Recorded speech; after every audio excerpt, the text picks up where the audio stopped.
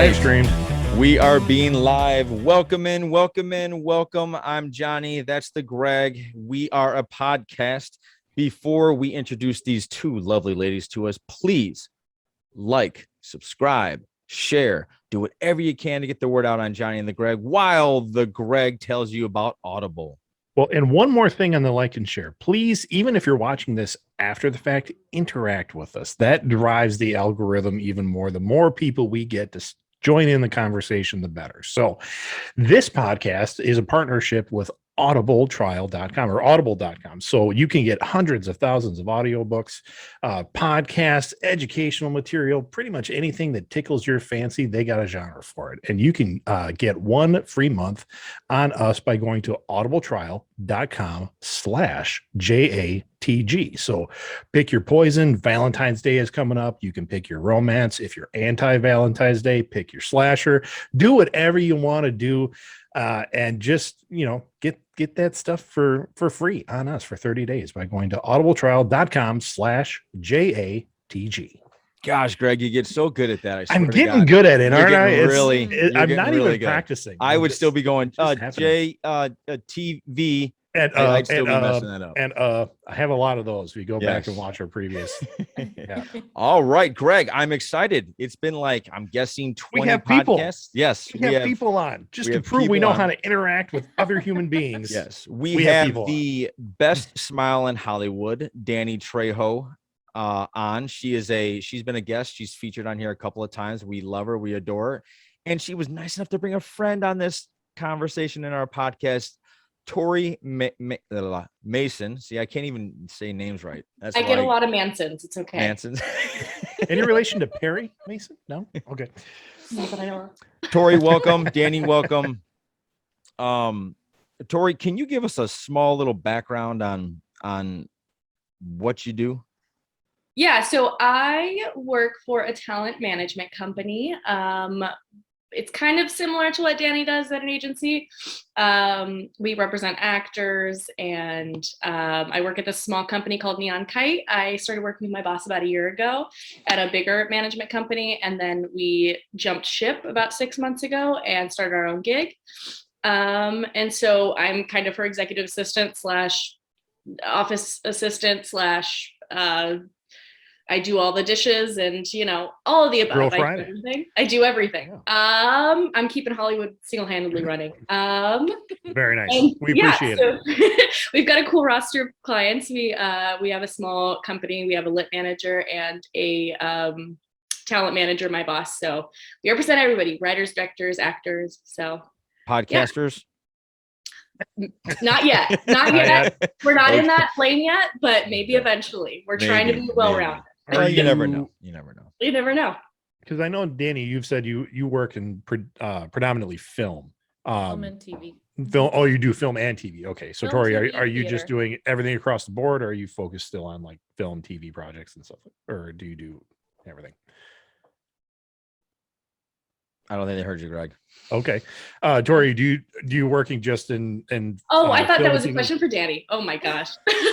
I was referencing. I was looking at her why are words coming out of your mouth? What's happening? What kind of show is this? We do mainly movies, TV. We have a client who's trying to develop an online web series type thing right now. Sure.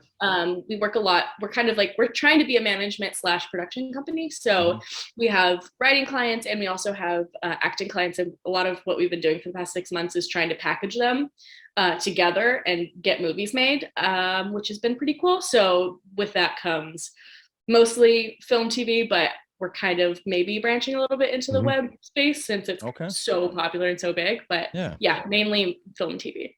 So one thing that I don't think I've ever made very clear is when you say you're a theatrical representative, that means film, TV, theater. When you say you're commercial, literally just commercials. Oh, really? Oh, really? Okay. So is there much of a difference now with TV and film? Is there much of a difference with Netflix and, really, Prime Video? And it comes to availability. Okay. A film you get done in a certain amount of time. With TV, you've got when a show is going to go for whatever 7 seasons, people aren't going to be available. Let's say it's a network show. They're not going to be available from August through April. So then they can't do another TV show unless it's a limited series, and it's all super technical. It is nice to see that America has actually embraced the long form in terms of like, you know, big stars, big entertainment people. It's not just all about the movies anymore. They're like, whoa, look at what's happening Arnold Schwarzenegger. Yeah, there you go. No one thought that jump was going to happen. Nope. Yeah, that's what I was going to ask you. Do you find that there's a lot of actors anymore saying, no, I'm a film actor, I am not doing any TV shows or anything like that? No, because there's money in TV now. Yeah, absolutely. Yeah. But I think that we're getting more to the point where like limited series are seen as more prestige television. So those big actors like Chris Evans, you know, will only really do a limited series, or they'll do something on high end like Apple. But I feel like there's still those actors who see just like traditional network TV like ABC or Fox as something a little bit beneath them, as like, you know, I want to be a film actor, so I'm only going to do these high-end cable shows or like something that's limited, you know, that doesn't take me out of the running for anything else. Like John Hamm, he's starving right now for something. You guys seen those commercials that he's on Apple TV? No, I haven't seen. Oh, he's on a commercial. It's Apple TV, and he keeps scrolling through all the Apple shows going, I was available for this. What do you have him on there for? Come on, guys, give me something here. And then I think there's one where there's 2 twins of the same actor. He's like, oh, come on. I could have been a double ham. Come on. Mahershala. He's got one where he's playing himself. So that's okay. The joke went over the head. Yeah. Okay. So that's not why we got you on here. No. Greg and I kind of stumbled onto something that we thought, and it's kind of been a small discussion within our podcast realms where Greg, I'm gonna let you take this. Yeah, why don't you let me take this? Yeah. So yeah, well, as 2 ladies in the film industry, we really wanted to kind of get your thoughts on this because it came out on Thursday. One of the news feeds that I follow is the Philip DeFranco show. He's a big YouTuber and it does like really. He's media, he's news, but it's all like nonpartisan. Like I really like his take on things, so that's why I follow him. And he did a story that came up about Sydney Sweeney, who stars in Euphoria, or is one of the actors in Euphoria, and her character in that show has a lot of nude scenes, and it's very it fits with her character. But she did another show, an HBO series called White Lotus, which is one that I watched and she's amazing in. And now she's getting all this critical acclaim, but she doesn't get naked in White Lotus. So kind of what's happening is, and I'll just kind of read her quote. She says, I do White Lotus, and all of a sudden critics are paying attention. People are loving me. They're going, oh my God, what is she doing next? And I was like, did you not see that in Euphoria? Did you not see that in The Handmaid's Tale? And she goes on, when a guy does a sex scene or shows his body, he still wins awards and still gets praise.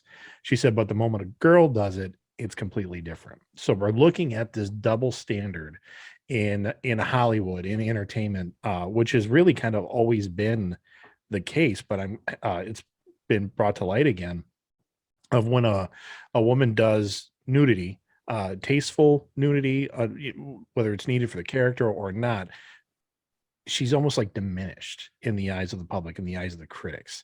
Meanwhile, if a guy does it, it's like nobody cares. So, and he can go on to win the awards and still get the accolades.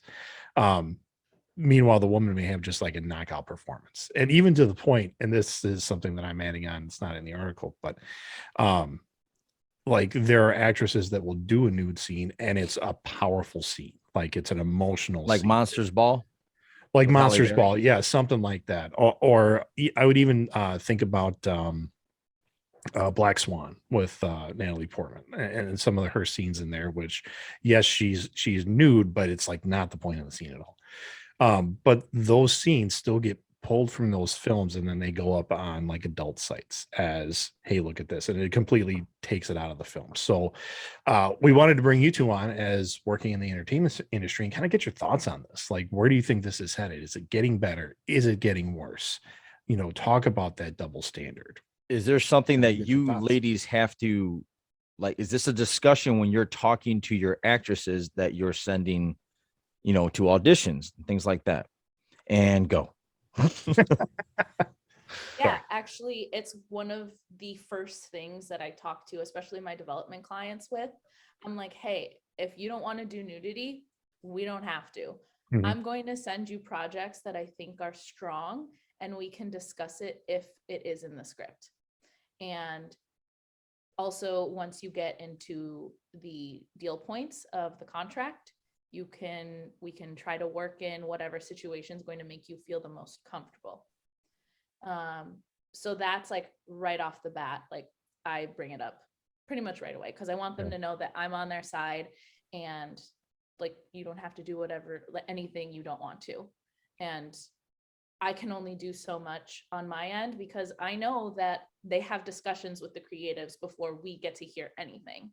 So on paper, they can't do anything that we haven't signed off on or shouldn't legally, right? So yeah, that's one of the first things that we discuss, that I discuss with my clients when they Tori? sign on.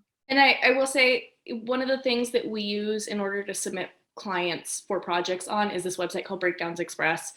And basically what it does is it posts character breakdowns for a series that they're casting, and it'll say all the details, where it shoots, all that stuff. And they're required to say if a role is going to require nudity in it. Or even implied. Yeah, so it's like very specific, and so don't submit clients unless they're not comfortable with it. So we always, as reps, are very conscious of when we're sending things to clients that they're very aware and very comfortable with the idea that they will have to do nudity. And then, you know, like Dani said, down the line, it even becomes a bigger discussion. It could say in the breakdown when we submit them that there is going to be nudity, but then we can negotiate in their contract what type of nudity. Is it going to be, are we going to see everyone's nipples? Is it going to be side boob? Is it going to be like, you know, we figure all of that out, and then on set, we make sure that they're comfortable. We sign nudity riders before they even go into like a situation where they need to be nude. So it's like very much, especially as a manager, we are like constantly checking in with clients, like especially young women when they're needed to be nude on television, to make sure that they feel comfortable. And I've been in rooms where my boss has like been very clear with casting and with producers saying like, no, this isn't okay. You know, there's no need for her to be full frontal in the scene. So it's like, it's constantly a discussion that you are constantly having with producers. And I think that it's something that has definitely gotten better in the industry, on like doing things that women are comfortable with. So the question that I have for Dani, you said implied nudity.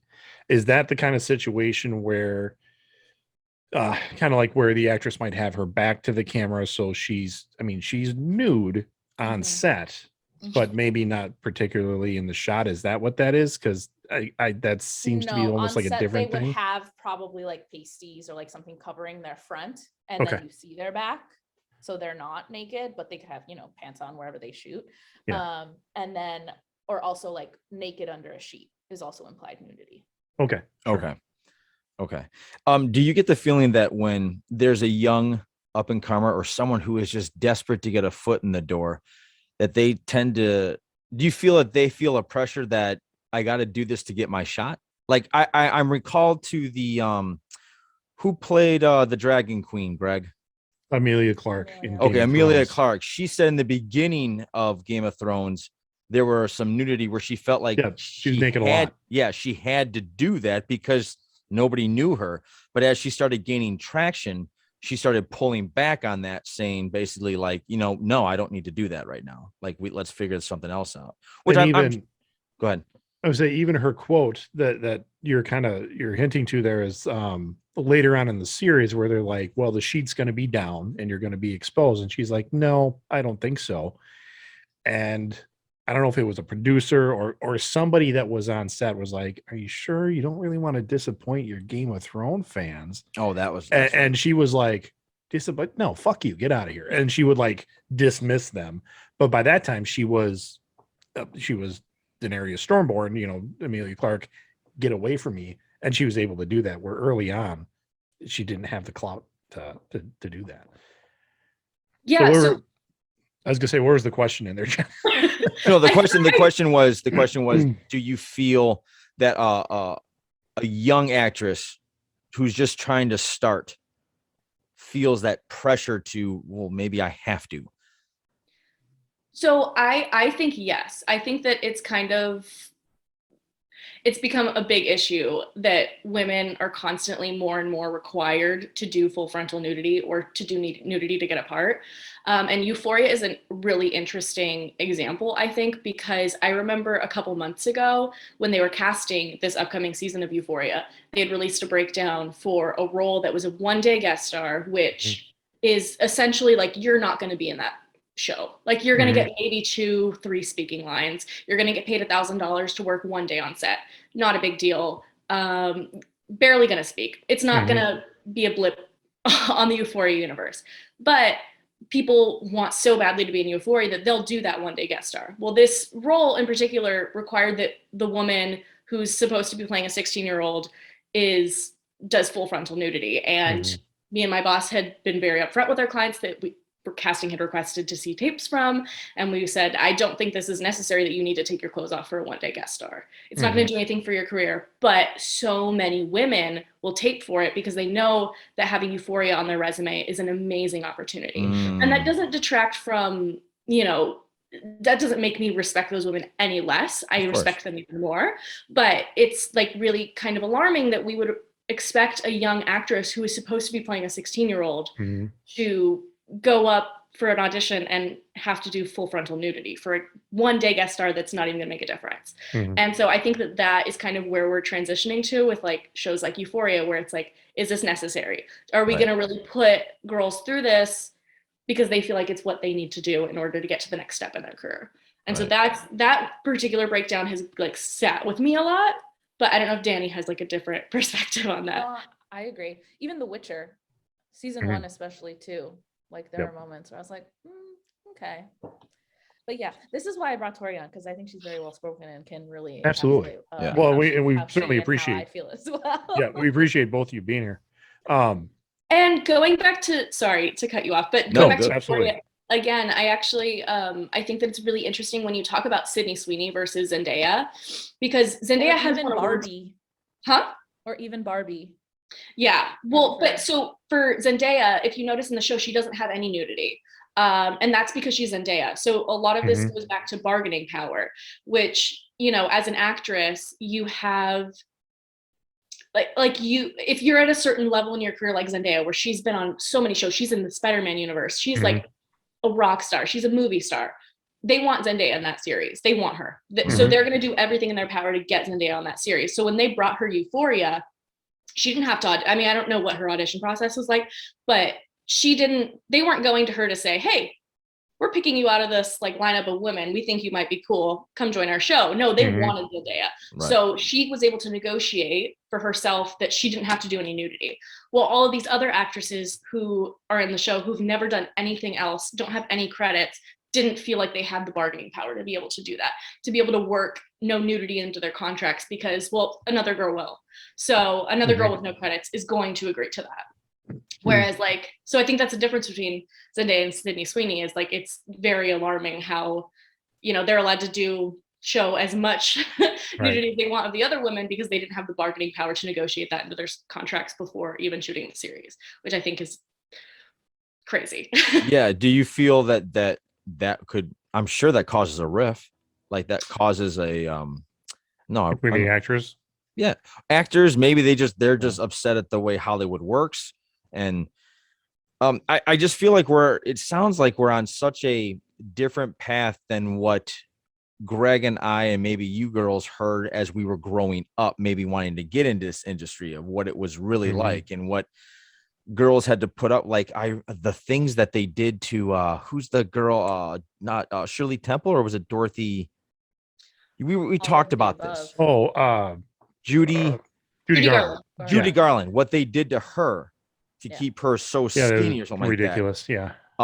Nowadays that's being called out and it's being put to a stop to, but it sounds like it almost isn't, because it's almost like, hey, do you want to get on this show? Because if you know the part requires you to take off your shirt and make out with this guy, and if you can't do that, this girl really wants to do it. So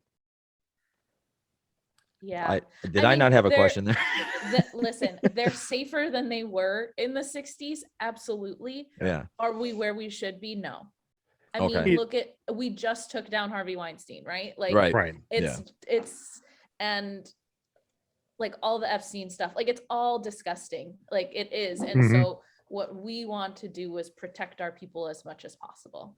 And when you audition for an HBO show, it's HBO. Yeah. They have nudity in all of their shows, right? So Mhm.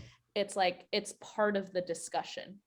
Okay. It's part Well, of the discussion. And actually, going back to White Lotus, one of the things that I was really shocked by, and I watched that series front to back, was the kind of lack of nudity that was in that show for it being an HBO show. I In think fact, it's a Mike, what's his last name? White. Mike, No. it's a Mike White thing. I think it's Mike White, right? is it? I don't know, There- the guy, Ned Schneebly from School of Rock. Yes. Yeah. So I think that's a him thing. Is it?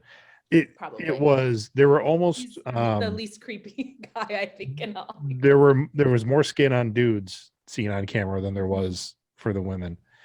And and here's the thing, like I don't watch Euphoria. I mean, I'll come out and say that because it is. my boss and the other agent don't watch it because they find it creepy. Thank I you. mean, I was They're really supposed creeped to be out. teenagers. I'm taking Yeah. my cues from John here, who watched a couple episodes of it. Is like, I couldn't It's do it. intense. No, And- I watched the first episode. My wife and I looked at each other at the end of it and said, "Yeah, I think we're good with this. We don't need to watch Yeah, this." and that first And I episode taught- does not play. No, Yeah. no, it And I doesn't. taught high school for a long time, so that was like the age of my students. And even as a high school teacher, when you know that your students are engaging in some of that stuff, you still don't want to know about it. Like, you're not Right. questioning them about it. So Right. that's kind of what's keeping me away from the show. But I knew Sydney Sweeney from her work in White Lotus, and this is kind of the point where it might throw a monkey wrench a little bit in some people's views. Is, I go on Reddit to find news from around the world and like live video and stuff, but she's on Reddit a lot because she's taking selfies of herself. Well, selfies of herself. Yeah.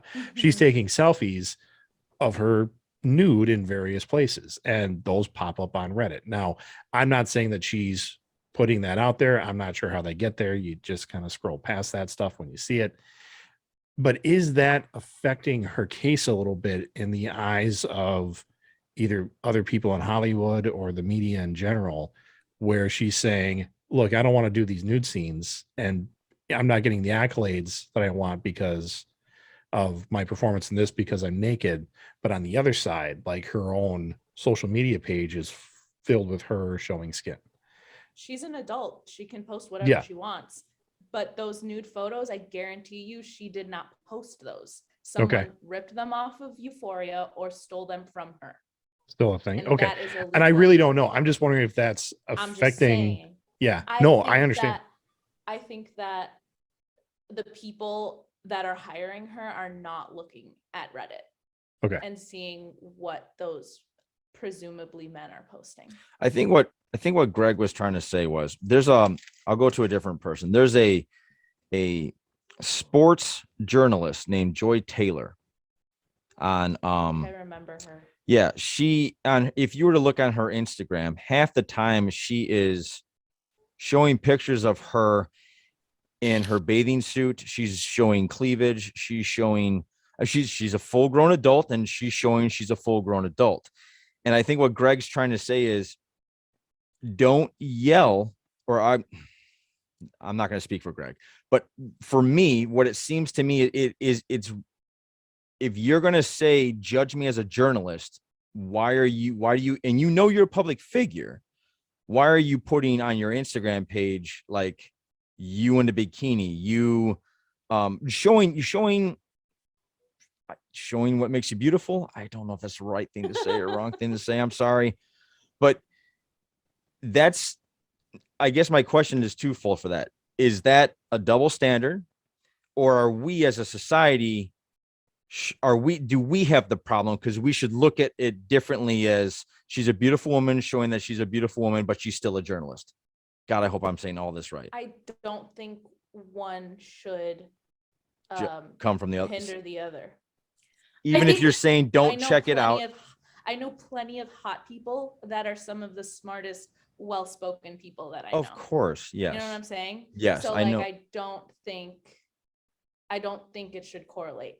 Does it? Sure, because that's society.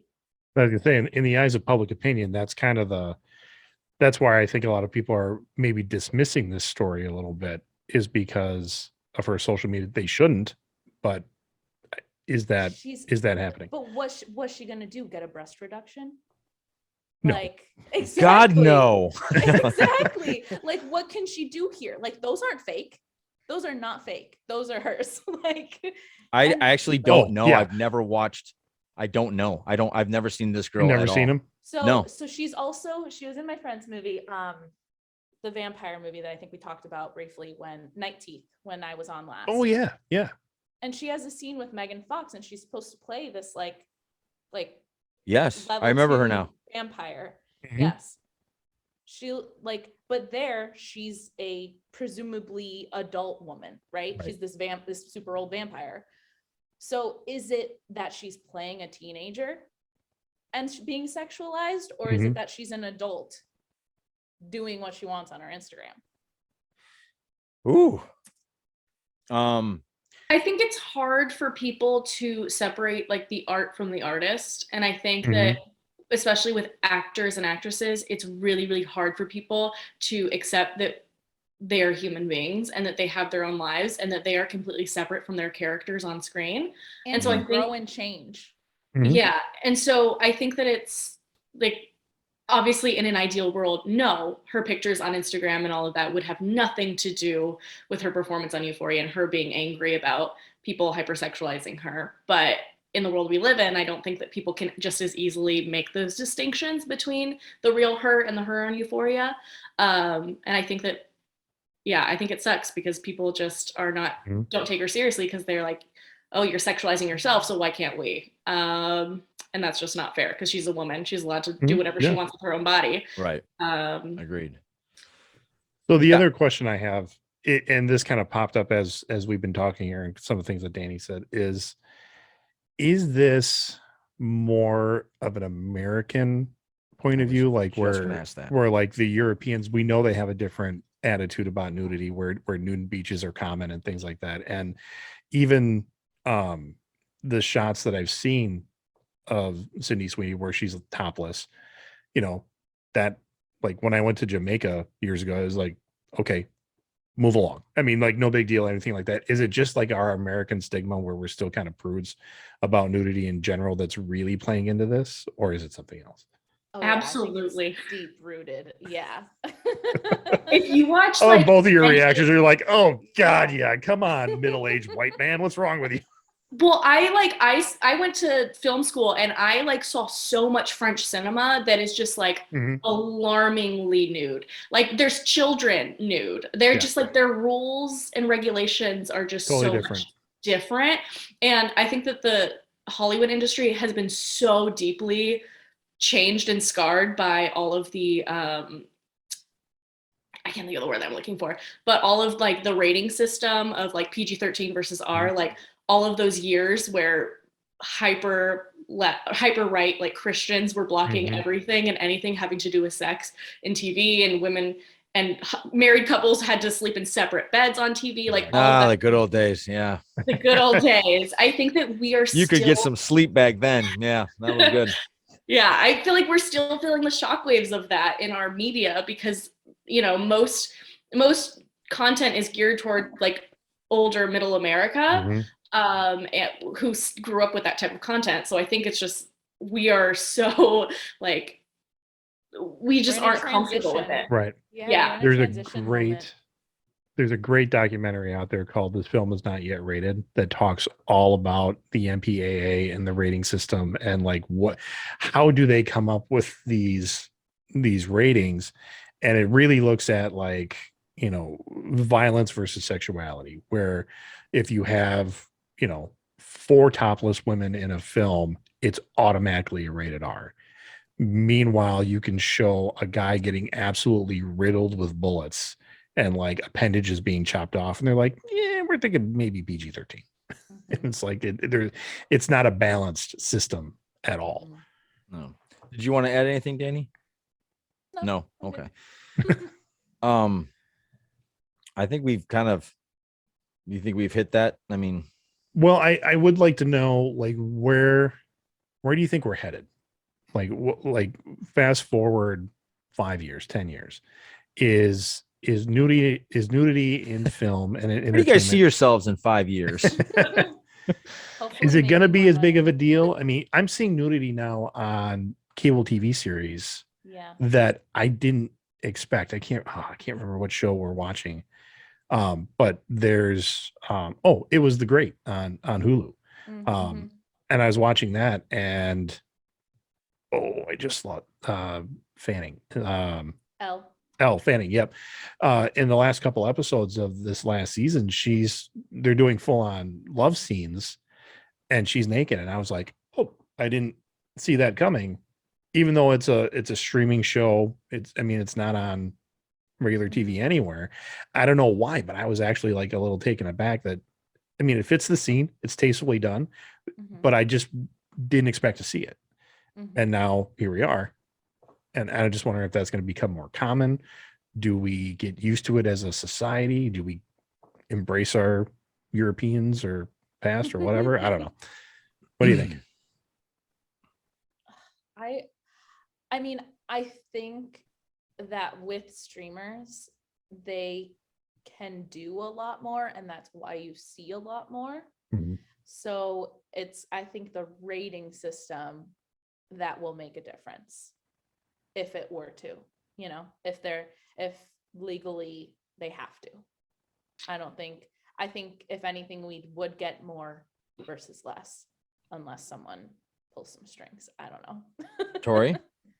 I feel like right now with nudity, it feels like we're kind of like kids let loose in a candy store. Like with all these streamers, there's so much more room to showcase nudity and to showcase more sex and all of that.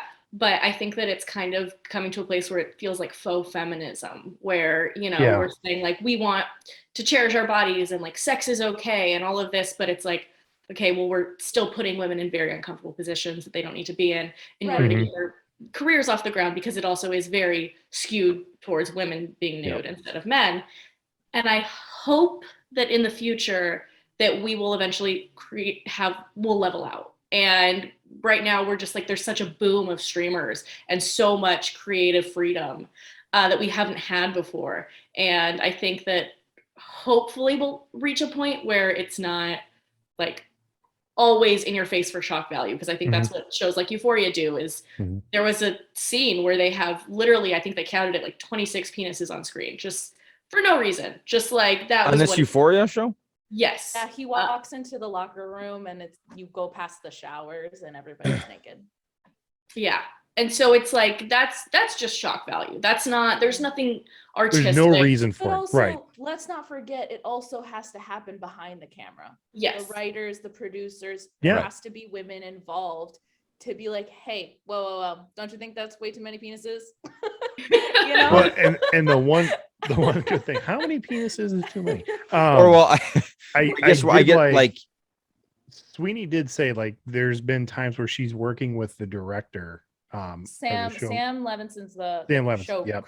He's the creator. Right. And so go ahead. He's going like he's gone up and down too, because he had a kerfuffle with Barbie and she's not in the season much. Like her story changed, right? So like there's a lot going on that we don't see.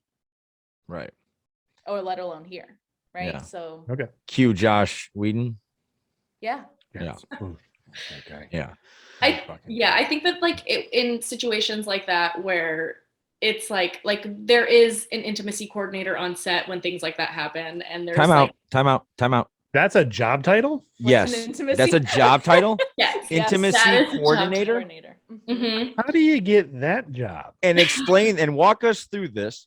Or I feel like there's actually a very amazing SNL sketch about intimacy coordinators that you should absolutely go watch after this. It is so funny. But they're basically on set. Their whole job is to make sure that you feel comfortable.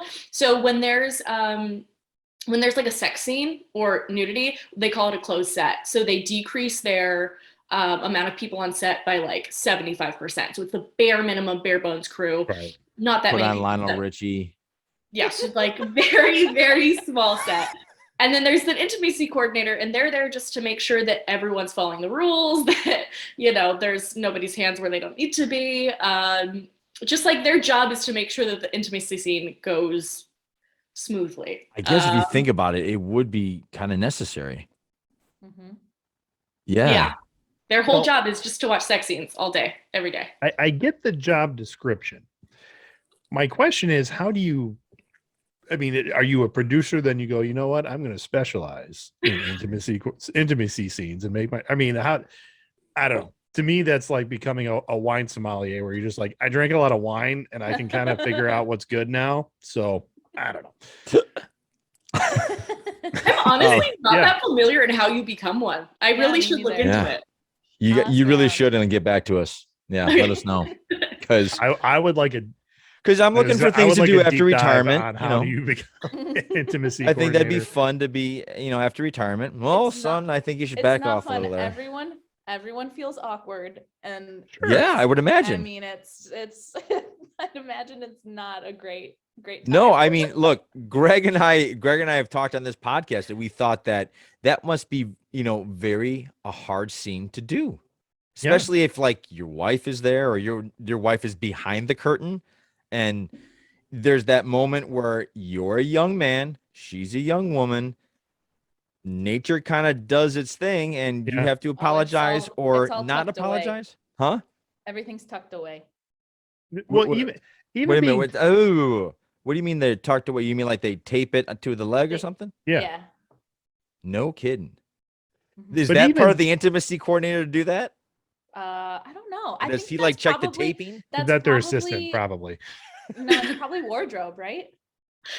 I think that's something you got to do on your own. Yeah, they give it to you. Wardrobe gives you the pieces, and then you do it yourself. Do they? Is it like instructions? It's all folded up, and then you're like, okay. It's like a sock, from what I've heard. Hey, if you two are ever like writing a sitcom, this is something you put in. Can't you picture Ross trying to figure this out before he's about to do a scene from Friends, or Joey trying to figure that out?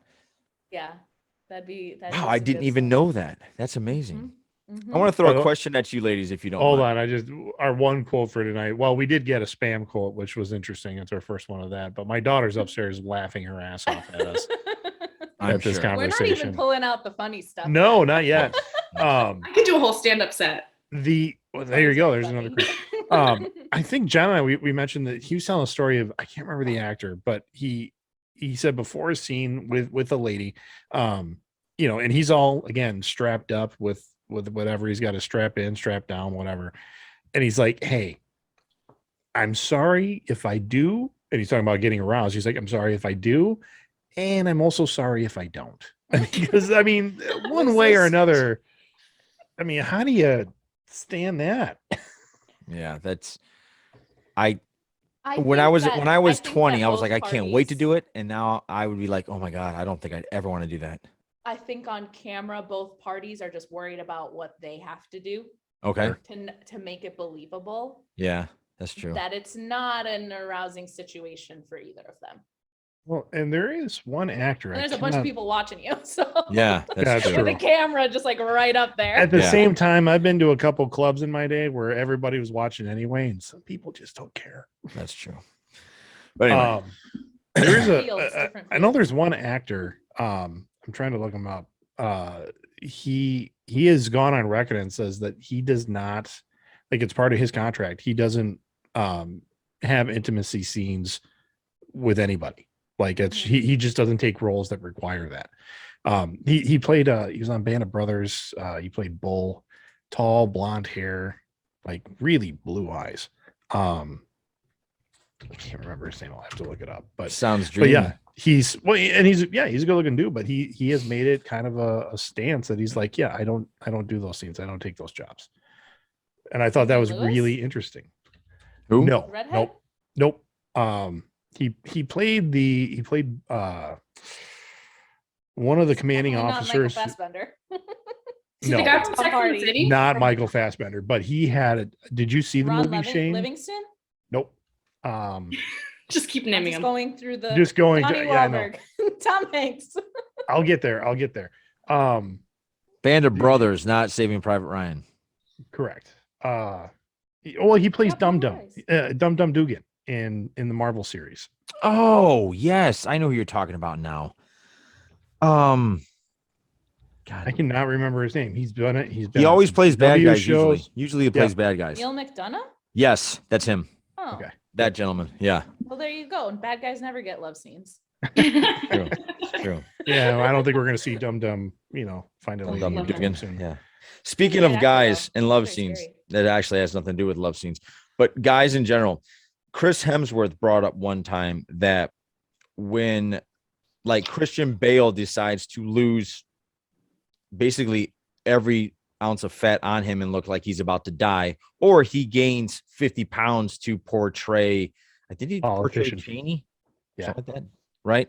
That he gets the props for that. But Hemsworth was saying, like, to get in shape, you have to eat really well. You basically have to, you're in the gym 8 hours a day trying to look a certain way, like a superhero physique, but you don't get the credit that a guy does if he starves himself or if he gets really fat. Mhm. They consider them, those are serious actors, but they won't give the credit to like a Hemsworth who's doing it to match what a superhero would look like. What do you guys think about that? It's the material. It's the I think- material. There's like a stigma around Marvel. I think that like it's not. I mean, Martin Scorsese went on like a rant Tirade. in an interview Yeah. about how Marvel's not real cinema. I think that there's just like this dichotomy between real cinema and Marvel, and it's never falls into the real cinema category.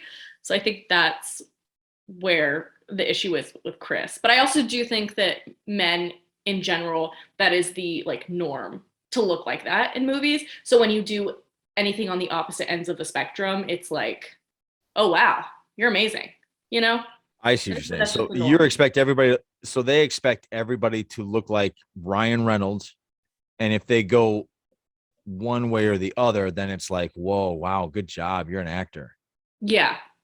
But Yeah. also, do you remember what Ryan Reynolds looked like when he was Van Wilder? He Yeah. looked Oh, like a normal 20-year-old guy Yeah. who had maybe a little bit of a six pack, but wasn't dieting like crazy Mhm. because Right. he was 20. You go look right? at him in Waiting, and that face is round. Yeah. And like they were drinking probably, like Yeah. it was a Mhm. different world because the spectacle of the superhero was not a thing yet. Right. And so Mhm. I think Right. that made a big shift in physique. So you said there's a stigma to Marvel that people don't take it seriously Oh yeah. in terms of art. Oh, absolutely. Okay. So like people like a really good actor like Robert Downey Jr. or Benedict Cumberbatch, they consider that what, selling out? I Probably more like cashing in, but being Iron Man saved Robert Downey Jr.'s Right. career, sure. I agree. right? And he was able to help make superstars by that. And I don't know. Like Tom Holland's loved, and I don't think he's loved because of Chaos Walking. I think it's because he's Spider-Man and everybody loves him as Spider-Man. Right, but he's never going to get a nomination for Spider-Man. Are you sure? I heard it's coming this year. They were talking about it. Isn't there buzz on that? Maybe, Or am I wrong? Maybe Golden Globe, but no, that's not. How dare you poop that's- on the Golden Globes? Not that I've heard. Well, the Golden Globes are my favorite. Everybody gets drunk and it's hilarious to watch, but they didn't even cast it this year. Oh, really. So, yeah, it's.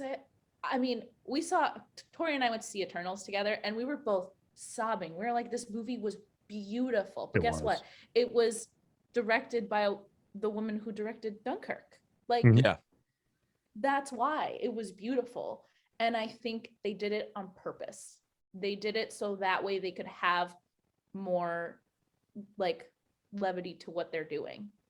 It's like, hey, we're not just all green screens and whatever, right? Like, look at this director who did this Oscar film. We can make the Eternals just as beautiful. I actually really enjoyed that. That got a lot of flack, and it never deserved it. Oh, that was great.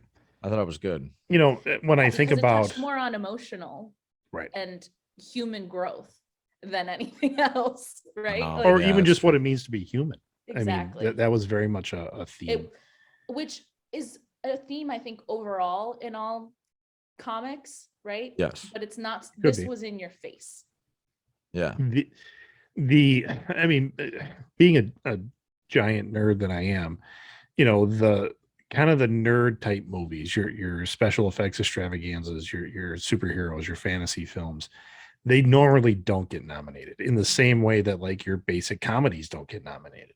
Well, didn't Lord of the Rings get a bunch of? I was going to say until Peter Jackson did Return of the King, but it was almost like a culmination of the three films where they got to see, and it's still a crime against humanity that Sean Astin didn't get a nomination for best supporting actor in that film, because oh my gosh.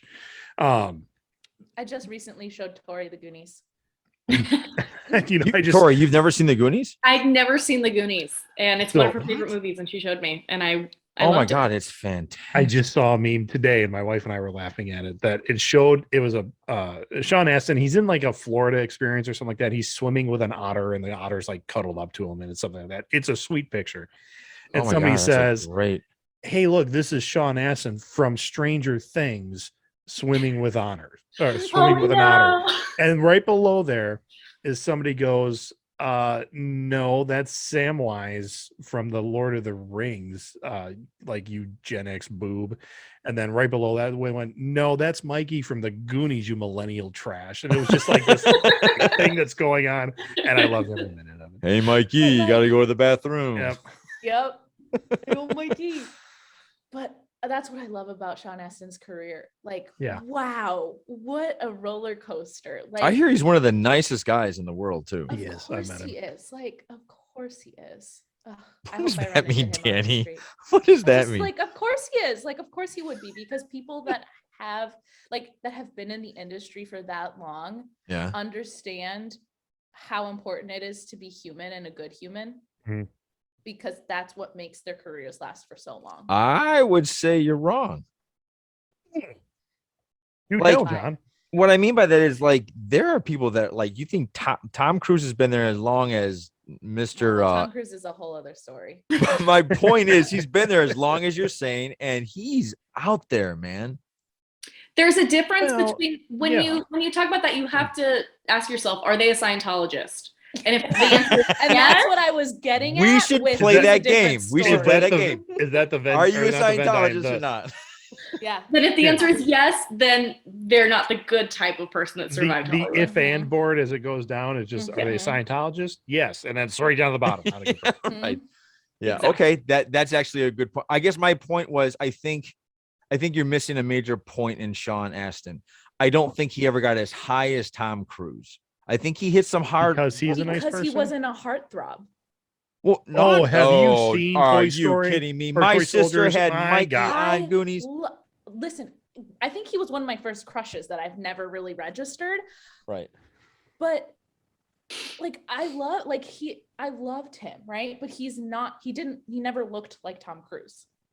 Danny, I'm kind of agreeing with you, but you think I'm not. What I'm trying to say is, I think he was humbled by Hollywood, and that made him he realized, okay, I'm not this big shot where everybody's like, I think people actually worship Tom Cruise.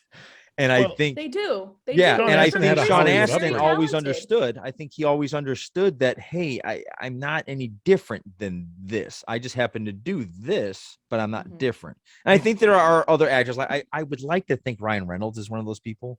Maybe. I think we talked about someone that we both know that he was a young guy, very good looking. A lot of certain daughters had big crushes on him.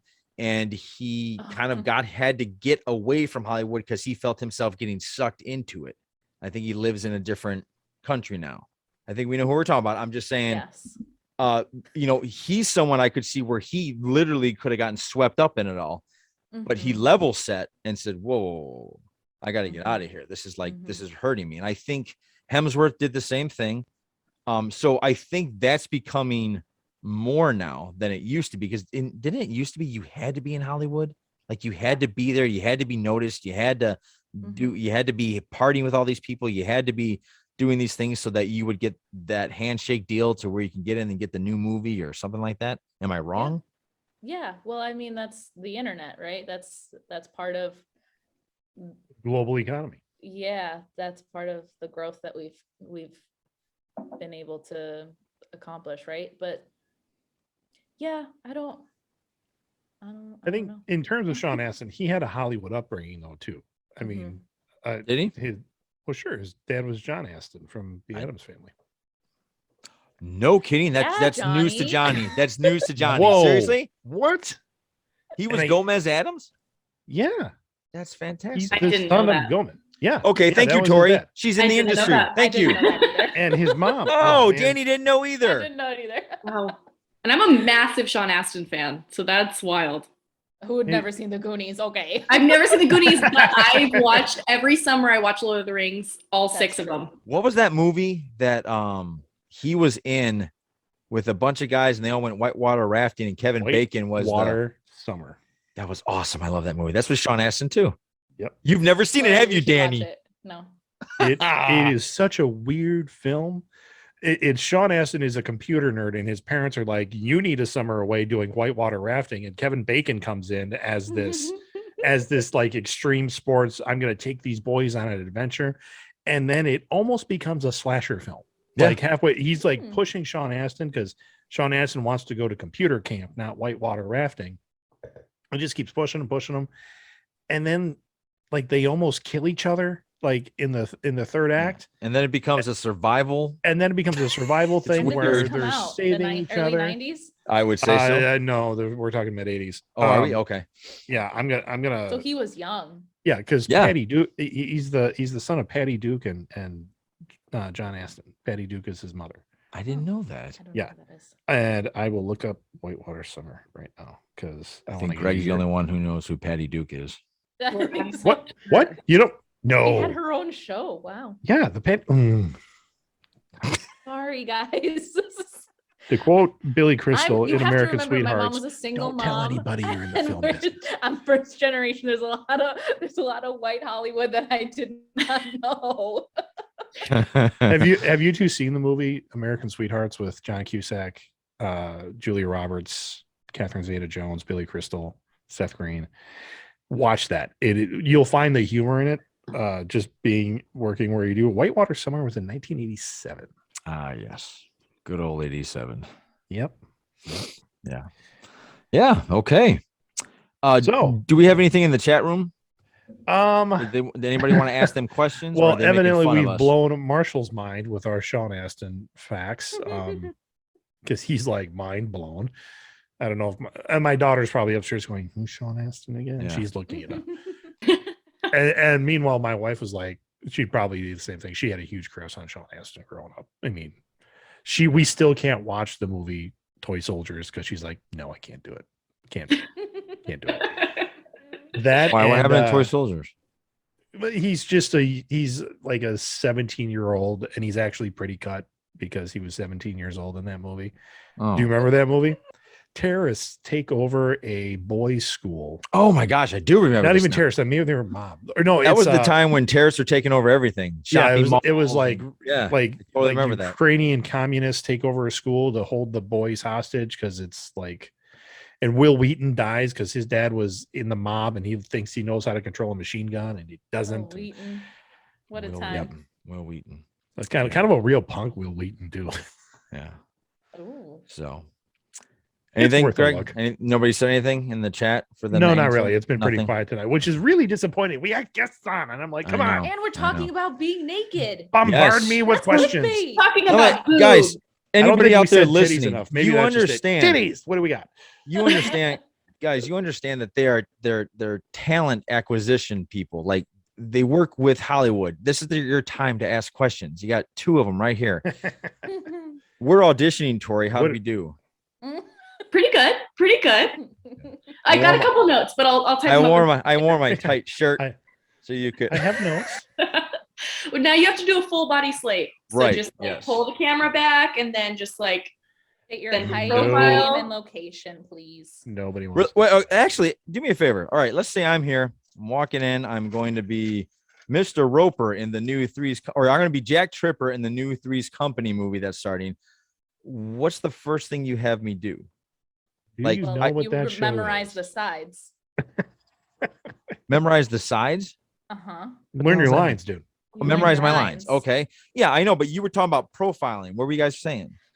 So the slate is so that way you can know who the actor is that's about to read, Okay. do their audition. Okay. Has Because no anything one can changed remember since everybody. headshots? Is it different now? Is it? I mean, it's all PDF. It's all PDF now.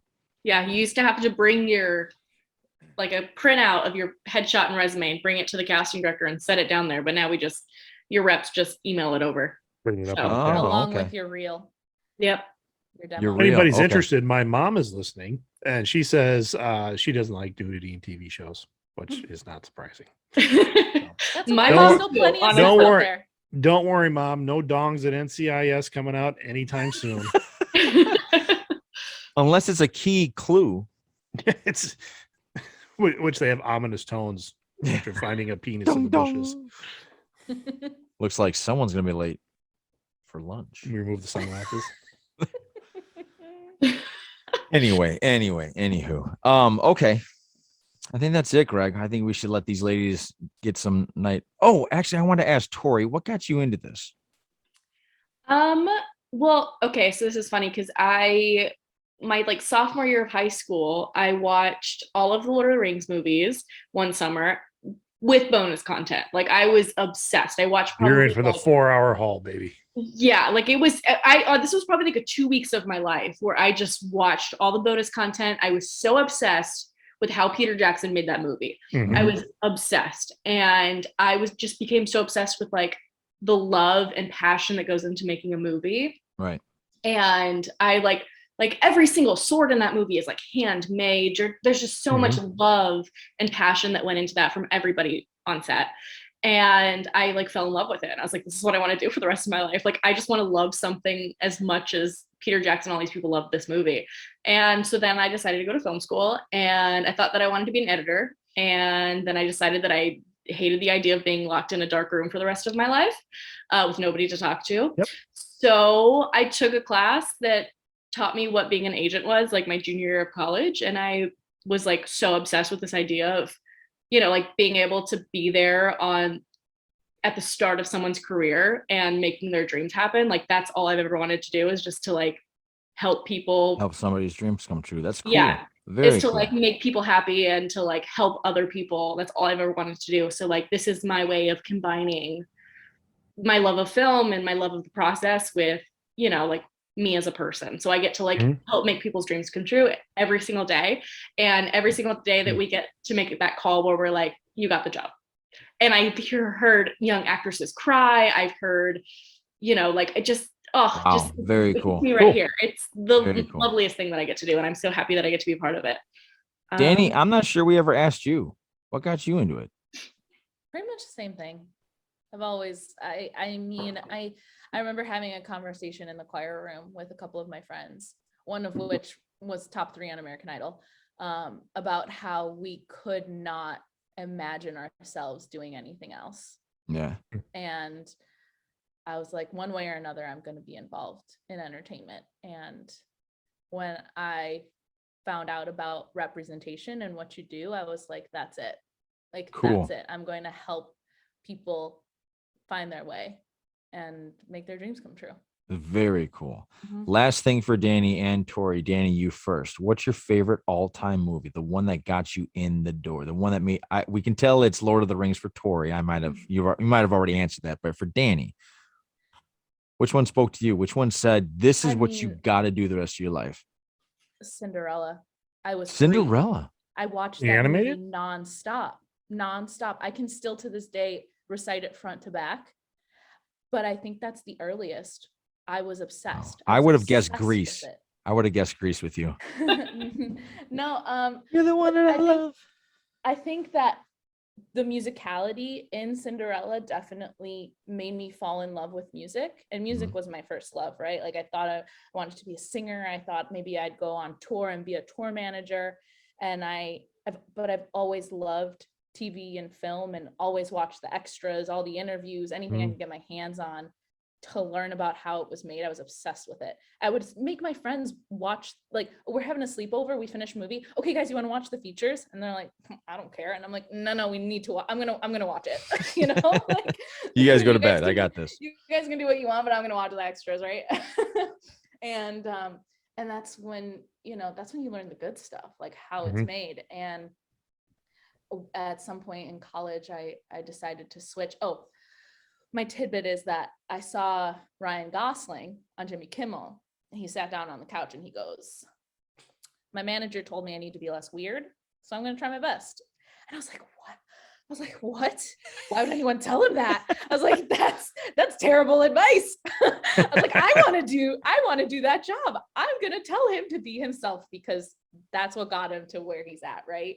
So I was like, okay, that's what I'm going to go out to do. And that's why I'm here now. So how do you break into representation though? I mean, because I think that's the question that, even my daughter who's interested in the film industry, but we live in nowhere, Wisconsin. I mean, it's kind of hard to approach people and be like, so how do you get in the film industry? They're going to be like, I went to film school in Milwaukee and I'm making commercials now. I don't know what to do. You moved to LA or you moved to New York. There is some in Chicago, which is nice. What about Atlanta? Atlanta's big too. Atlanta's big. A lot of agencies talent through the smaller places. Yeah, a lot of agencies have home bases also in Atlanta. So What about Austin? I hear that's an up and coming kind of city as far as entertainment stuff goes. Yeah, they film a lot of stuff there. As far as like if you want to work in Hollywood or like you just gotta go at one of the big places, go to LA, go to New York. That's gonna be your best bet. And if you decide that's too big, you can go to the other hubs. Okay. And I think try to get your foot in the door in LA or New York. That's where you're gonna learn and get the most out of your work. Well, she might be coming to live with you, Dani, in a couple of years. Yeah, so just so you know, send her over. Send her resume over. We'll get it to the people that need to see it. I mean, what I did was I didn't know anyone. I just sent my resume out to as many places as possible. I think I got 2 interviews and I probably applied to easily over 50. They might have confused you with Danny Trejo. If that helped at all, I probably would have gotten a couple more resumes, right? Don't want to talk to that guy a couple about his more tacos. Interviews. And but no, you send out your resume and you win them with your charm, because for the most part it's about personality. And then you work really, really hard. What do you mean work hard? Fun. What does work hard mean? Like, give us a day. What does work hard mean? So when you're an assistant, you have to be at everybody's beck and call. You're attached to your phone, you're attached to your email, you're attached to your laptop. Do I think it's gotten a little better? Maybe on some desks, but you have to know everyone's. I used to have a calendar just like in my brain of like where everyone was, where everyone needs to be the next day. Like if you ask me, hey, what day is February 6th? I could tell you because I've looked at a calendar so much. It's just it like burned into my brain. Wow. Not so much anymore because now I have an assistant, but but that's the idea. And I appreciate this conversation because my daughter is still listening and she said, I guess I'm moving to New York or LA. Choose LA, sweetheart. I think that's better. Fun. You get to see so much. Do you cry? Yeah, but you cry with any job that you're really passionate about. Oh yeah, I cry in mine. Are you kidding me? I mean, okay, you're a teacher. You're like that's a whole other thing. Like actually, I'm not a teacher anymore, but I still cry at my job. Sure. Okay. Well, I give teachers so much props. Anyone that works in school. Have you watched Abbott Elementary yet? No. One of Tori's clients is in that show, and it is So good. phenomenal. Is really it? fun, really Okay. lighthearted, very Parks and Rec, but set in a public school that's underfunded. Oh my gosh. What channel is that on? Phenomenal. It's on It's on ABC. ABC. ABC. Okay. Yeah, we've been funny. watching American Auto and Grand Crew. Honestly, this is 10 times funnier. Oh, great. Okay. On board. Yeah, It's gotten a lot of them, Emmy American recognition Auto. already. Oh, really? Great. Oh, Okay. I'm in that. Sounds good. Yeah, I've watched a couple of American Auto episodes, and I thought it was okay. Yeah, we did about 3 or 4 of those, and it was okay. I think it kind of like The Office. It'll find itself at some point if it can make it. It'll pick up. We've been doing a lot of Righteous Gemstones. Like, Oh, love that show. It's and so I don't know, funny. because I'm a big nerd. The Legend of Vox Machina just came out with a Critical Role crew. It's a Amazon animated series. Yeah, Gina Torres is in it, our client. Yes, she is. Mm-hmm. Okay, I will have to watch it then. Yeah, it's good. It's from the same, I think, production company that did Invincible. So make sure that there are no little children around when you pop that one on. The only little thing I have is my dog. Oh, he'll be fine. He'll love it. Yeah. All right. Tori, we didn't ask you what was your favorite movie? Was it Lord of the Rings? Was that the one that did it? Oh, I Lord of the never Rings, even I think answered that question. That was the one that did it. Wait, what was yours, Danny? I mean, I can't pick my top 2. You said it was Cinderella. I did say Yeah. Cinderella, but like, if I'm gonna say like an adult version of that, it's The Goonies and Stand By Me. Those are my top 2 movies. Okay, fair Stand By enough. Me is good. Yeah, I would say also The Edge of 17 is one of my all-time favorite movies. 17. I've never felt emotion the way that I did. Like, I've never felt seen in a movie as the way that I did with that. And Really? that's So funny. made me People don't realize care for that movie at all. I loved it. I Wow. was also a moody teenager with a lot of daddy issues. So, there was a lot going on there. So I just personally identified with that movie. And I was like, that was the first movie where I looked at it and I was like, this movie sees me. I see myself represented. Haley Steinfeld starred in that one, right? Yeah. Yep. Yeah. Okay. And it's like, maybe I just felt really awkward watching it because I felt like I was her, yeah, Maybe maybe. that's why. Maybe Oh, that's why. good save. Woody Good Harrelson save, was good the teacher, save. if I remember. Yes. Was it Woody? Yes. Yeah. I identified Honestly, with him a little bit. amazing cast of people. I'm so surprised it didn't do as well as it should have. Yeah. Honestly, great I movie. think it's because it was just like a little I don't think I don't know if it was the director or the writing. I don't know, but there was something that just didn't hit the way it should have for me. You can tell Danny hated it and she's trying to save face. And I've only She's trying to watched it, salvage our one friendship. time. I've only Yeah, watched it one exactly. time, so I need to do a rewatch. Maybe I'm wrong. Yeah. Fine. We're gonna end off there. Thank you, Danny. Danny, the most rewatchable movie you've ever what's your most is it Goonies? No, I rewatch things all the time. I couldn't tell you. I have no idea. All right, I give don't me know what I one, rewatch Danny. the most. Jesus. Can I give you a TV episode? Yeah, sure. Gilmore Girls. Nope. Why did I Okay. know that would be the answer? Yeah, really. Uh, My all daughter's right. totally All right. tuned in now Listen, again. the Dance Marathon episode. I can't think of the name of it right now. The Dance Marathon Gilmore Girls episode. Okay. Tori, Crazy most Stupid rewatchable Love. movie. Oh yeah. Crazy Really? Stupid Love. I Really? could watch Crazy Stupid that Love. 7 million times and Mm. never So fall good. out of love with it. It's The so good. Greg. The Greg. It's a No. great cast. So funny. The climax of that movie, unlike anything I've ever seen before. I want to rewatch it for the first time again. I totally agree. Especially the climax part, right, Greg? Yeah. The faces are hilarious. All right. No, for me, the one that I can watch anytime. Right now, I will turn Tron Legacy on at any time. What? The original. I know the sequel, Grant Oh. Headland, and He's I getting a divorce. I saw I know. recently. Yeah, I did. I saw that. That's- I love that movie. I don't think it got enough love. I really liked it. I remember liking it when I saw I mean, you it. got the Daft Punk You two should soundtrack. get your own the visuals podcast were and talk great. about it then. Maybe Shut up, John. That movie sucked. It did not suck. It totally I'm sucked. wrong. Yeah. You are wrong. What's yours, John? Come on. Breakfast Club. It's a good one. Way Oh, better than movie. Tron. So, Greg, sign us out, sir. Okay. Well, as we're going through, we kind of mentioned this before. know your sources, know where you're getting your information from. I mentioned the article where I get it from, that Philip DeFranco show. So that's good. That's not, you got to know where your information is coming from. Know your audience as you're talking to people. You don't want to go too hard one way or the other. You got to speak people's language if you want them to listen to you. And as you're doing that, as you're going through life, as always, don't be a douche. For Dani Trejo, Tori Mason, the Greg, and Johnny, this is saying thanks for watching, everybody.